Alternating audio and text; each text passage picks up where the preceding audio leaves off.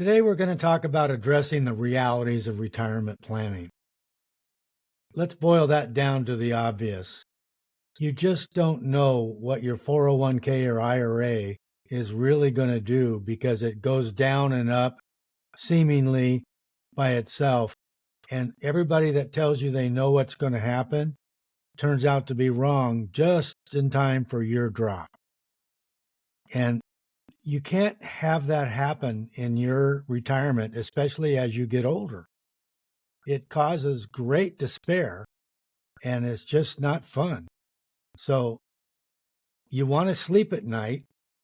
And the key question is, do you want to do that in the stock market? The answer is no. Now, let me state the obvious. Avoiding huge drops in investment accounts must happen. Since there's the unpredictable in the stock market and other investments, we eliminate the stock market altogether, just like I said. I've never owned a stock in my life, just for your information. I'm 72, never owned a stock. Frankly, what everybody tells me about the stock market is you leave it there forever and all you end up making is about 7% a year. Sounds good, doesn't it?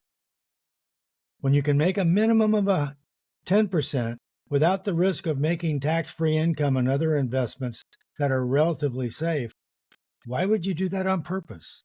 You're eschewing 7 for 10. Now, I've been investing in discounted notes, for example, since 1976.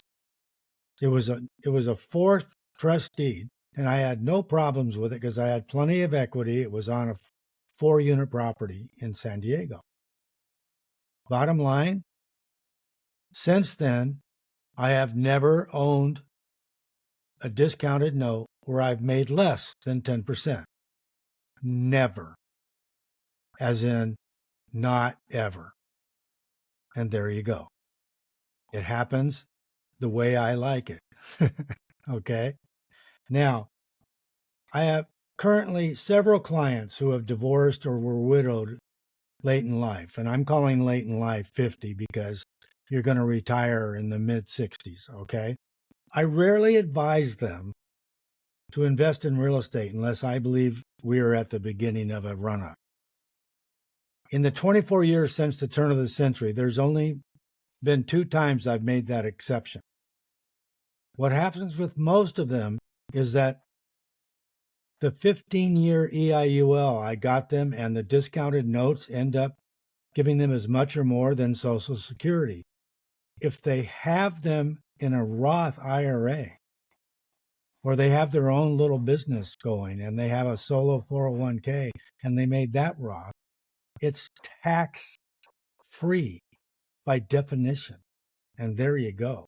The secret to all this, the common denominator, is the intelligent and knowledgeable planning, period. We'll catch you next time.